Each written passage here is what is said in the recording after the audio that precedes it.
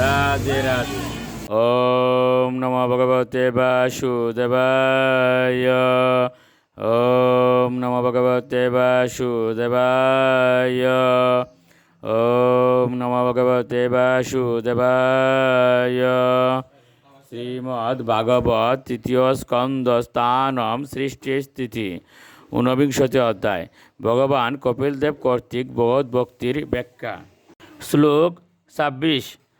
আত্মনশ্চ পুরুষাপি ইহ করতি অন্তরা ওদরম তস্য ভিন্ন দৃশ মৃত্যুর বিদদে বয়ম উল্লনম। অনুবাদ: যে ব্যক্তি নিজের ও অন্যের মধ্যে অনুমাত্র ভিন্ন দর্শন করে মৃত্যুর প্রজ্বলিত অগ্নিরূপে আমি তার মহাভয় উৎপন্ন করি। শ্লোক 27। অত মাম সর্বভূতেষু ভূতাত্মানম কৃতালয়ম অর্হয়েদ দানমানাবাম মৈত্রা অবিন্যান চক্ষুষা। অনুবাদ: অতএব দান, সম্মান এবং মৈত্রীপূর্ণ আচরণের দ্বারা সমস্ত জীবকে সমদৃষ্টিতে দর্শন করে সমস্ত জীবের আত্মার স্বরূপে বিরাজমান আমার পূজা করা উচিত। শ্লোক 28। জীবশ্রেষ্ঠা ই অজীবানাম ততঃ প্রাণবৃত্ত শুভে ততঃ সচিত্তাহ প্রবোরাস্ততশ্চেন্দ্রিয় বৃত্তয়।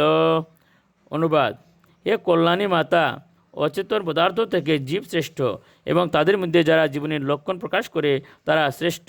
তাদের থেকে শ্রেষ্ঠ হচ্ছে যাদের চেতনা বিকশিত হয়েছে এবং তাদের থেকেও শ্রেষ্ঠ হচ্ছে যাদের ইন্দ্রিয়ানুভূতি বিকশিত হয়েছে। শ্লোক 29। তত্রাপি স্পর্শ বিদিব্য প্রবরারসবেদিন তেবু গন্ধবিদ শ্রেষ্ঠা তত শব্দ বিদুবরাহ।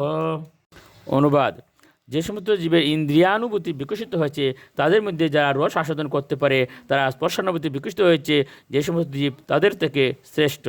রস আস্বাদন করতে পারে যে সমস্ত জীব তাদের থেকে ঘ্রাণ গ্রহণ করতে পারে যে সমস্ত জীব তারা শ্রেষ্ঠ এবং তাদের থেকেও শ্রেষ্ঠ হচ্ছে যাদের শ্রবণেন্দ্রিয় বিকশিত হয়েছে।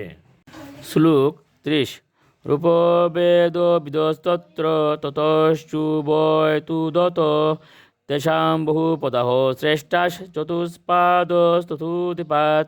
অনুবাদ: শ্রবণকম প্রাণীদের থেকে রূপের পার্থক্য নিরূপণ করতে পারে সক্ষম জীবেরা শ্রেষ্ঠ। তাদের থেকে দুই পঙ্গক্তি দন্তবিশিষ্ট প্রাণীরা শ্রেষ্ঠ এবং তাদের থেকেও শ্রেষ্ঠ হচ্ছে বহুপদ বিশিষ্ট প্রাণী। তাদের থেকে শ্রেষ্ঠ চতুষ্পদ এবং তাদের থেকেও শ্রেষ্ঠ হচ্ছে দ্বিপদ বিশিষ্ট মানুষ। রাধে রাধে।